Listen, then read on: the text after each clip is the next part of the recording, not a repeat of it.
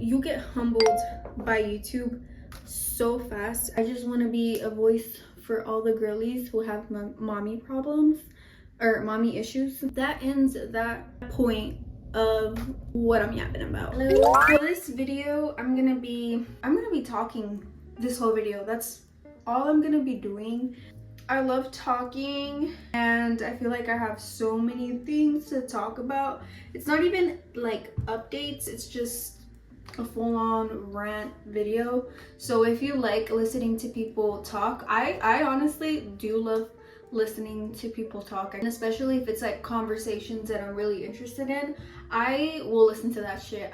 And I always like learning new things. I feel like I would love for this video to be uncut and just full-on ranting, almost as if you're listening to a podcast. But I don't know, I also like saying things in an organized way so you guys can get my points. I got this gift as a Secret Santa gift and it's so cute. I'm writing all my YouTube ideas in this book. So I wrote down some topics so I can further discuss them. This video is gonna be like a diary in a way, and you guys are gonna hear me rant about lots of things that I've been having on my mind that I wish I could tell someone. One of the first conversations that I want to talk about is how it's been like being unemployed for me. And like I've mentioned, I've already kind of said this in my other video.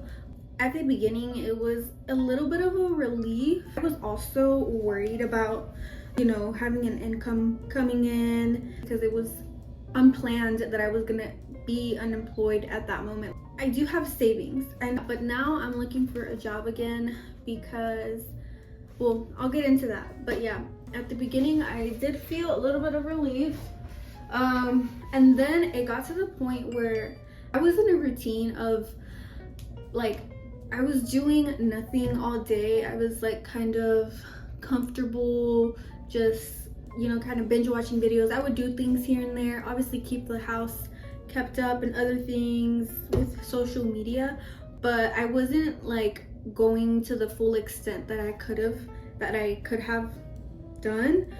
I wasn't as motivated either. I have been saying that I want to do, you know, content creation because I genuinely do love doing it, but I have to put in the work. I have to be really consistent, so that's what I've been doing.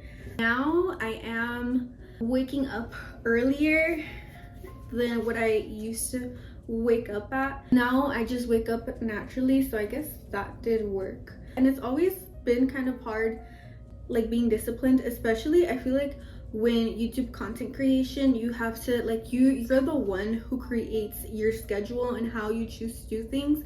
I'm not really used to planning out things, so it's kind of it's getting kind of hard, you know. And also right now, since I'm on the job hunt, it's kind of like I have to multitask and then job hunt and then do this, and it's like I have to find the time to do it. Since I've been in the house all day, I've been having cabin fever. I feel like I'm just going insane. Like I'm tired of being isolated and staying at home all day. We as people are meant to interact with other people, you know, and be social. And I do like socializing, but then at the same time, if it's too much socializing, then that's it for me. Another thing below me being like below the topic of being unemployed, some people just straight up ask you like, where do you work?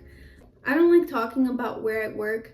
I don't like talking about my job at all. It brings negative feelings, and I just don't like talking about it. Like, it's not like something that I enjoy. I just have to, you know, be there to sustain myself and make a living like everyone else. Like, I mean, unless it's a place that you really do love, like it could be the people or you actually enjoy it, I understand, but like 95% of the time people don't love their job, and it's not that big of a surprise.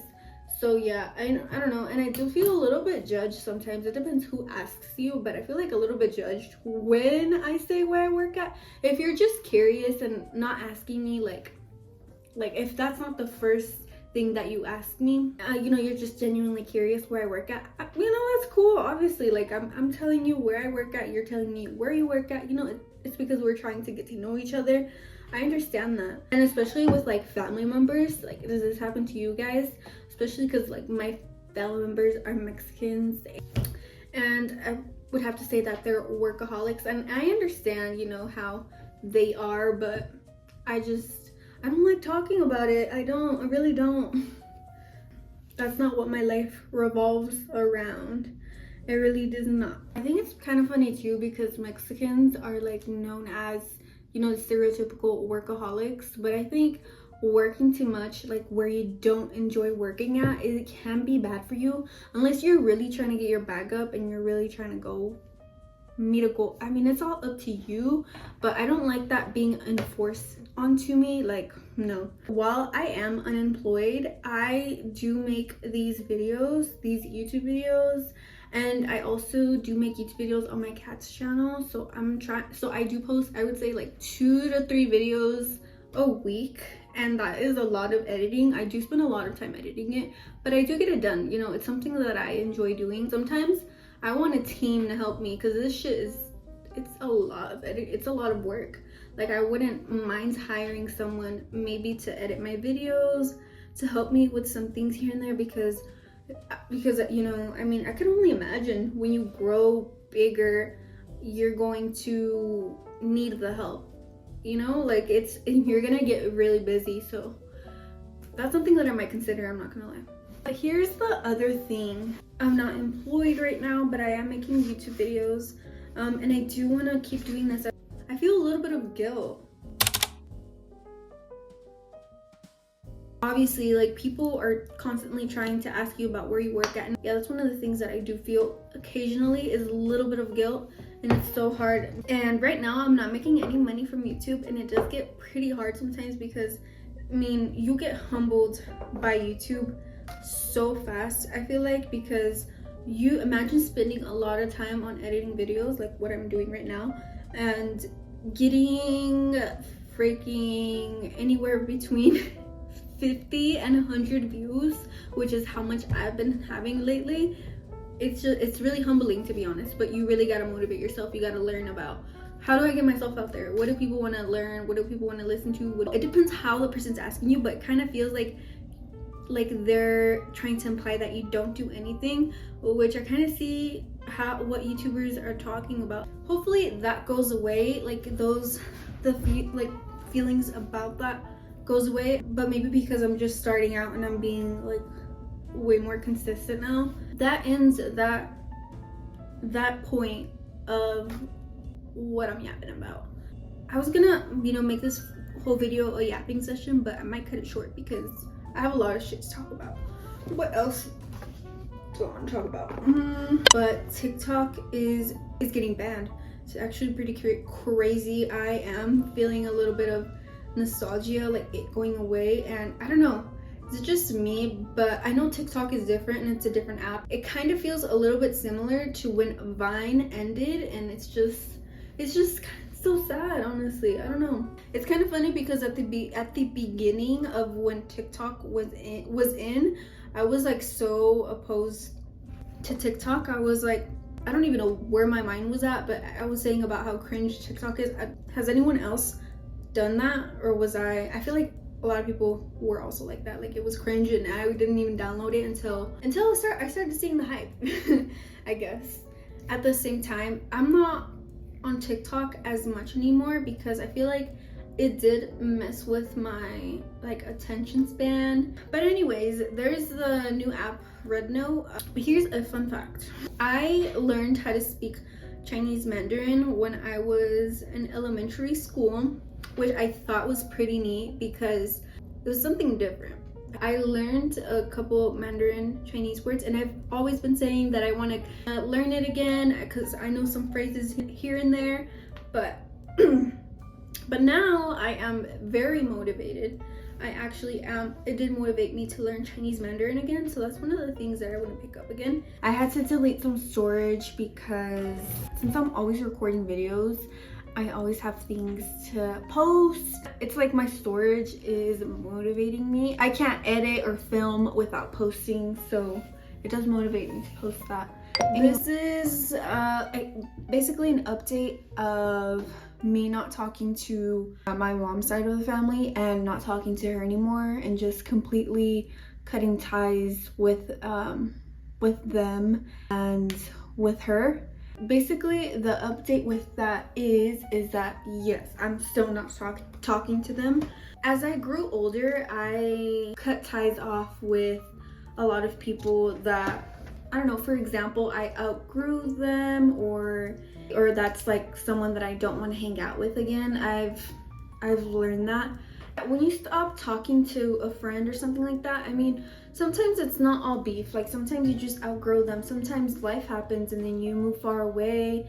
I feel like I'm at the age where people are growing up. People are starting their own families. Your main focus starts to be you and your family, and very few others. It depends on the person though. I mean, if you're someone that really likes to talk with other people, then, you know, that's great. The whole situation with her, I feel like ever since I was little, I mean, you recognize when things hurt your feelings. Like, it's not something that just happens overnight. It's not, for me, in my situation, in my particular situation, it wasn't only one instance where it just didn't for me. It was a whole thing ever since I was little.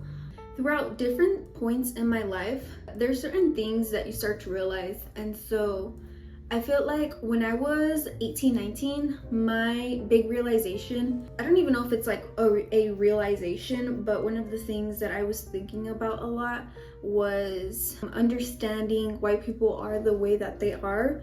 Me understanding that it's because of their trauma.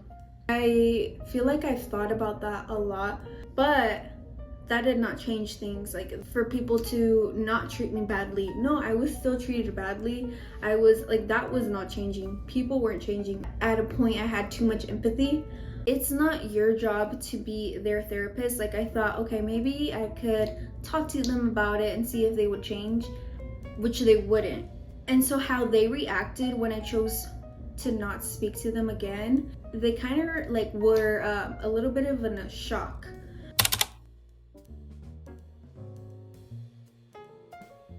They never even showed me any attention either way. Like, they did not care about my feelings. They never loved me. I never had a mother. So here's another thing that I just want to rant about because it's crazy. But so I also got treated and it felt like I was very differently, and I feel like I was silenced a lot because I was also the only girl and the rest of them were boys. I would feel like no one listen to my thoughts or concerns. Nobody gave a fuck. So leading up to that, I'm not talking to them. I mean, it's just what happens. Like, there's no other way to say it. If you hurt me and if you're not changing, if you could continue to do it, I don't care who you are, I'm not gonna talk to you ever again because I love myself and I want the right people in my life. Because this is my life. I get to choose the life that I want to live.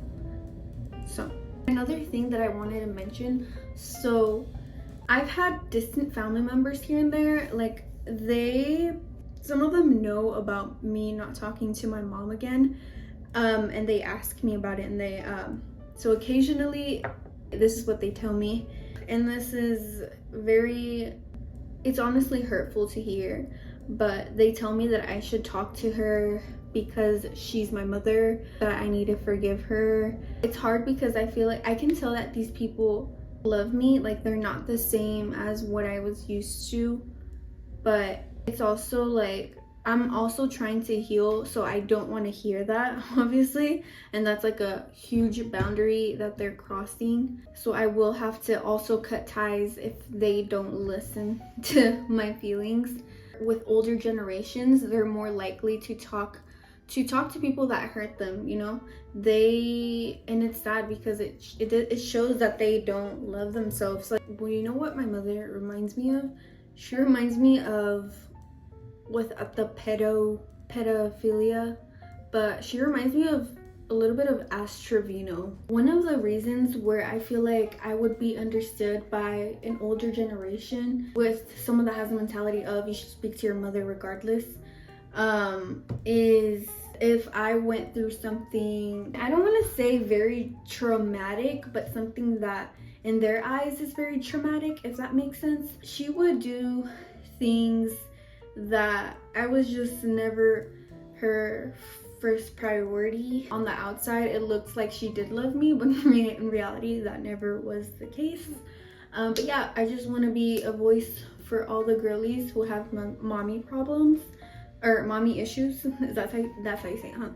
Anyway, but even some younger people, like younger people my age, they do have that mentality of you should talk to your mom regardless, you should forgive her, you should understand her problems. I did cut off my mom, but also her side of the family, not distant family members because I wasn't ever close to them in the beginning, but I also did stop talking to my aunt, and then distant family members would also ask me why I'm not talking to those family members, and it's because they were on my mom's side. I never had that support. So imagine how I would feel. Like, do you think I'm stupid? I don't know. There was this one situation where this family member said that she was saying how her and her daughter argue a lot and that she gets it because she has a teenage daughter. But it happens, but you're supposed to get back together. I feel like now I'm starting to think that's how other family members saw that whole situation between me and her, because it was never like that. First of all, I'm not a teenager.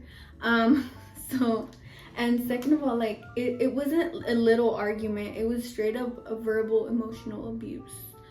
So that was it for my conversation. Yeah, I'm so excited. I'm gonna be going to eat out somewhere with my hubby. I think we're going to eat some sushi. I'm so excited, you guys.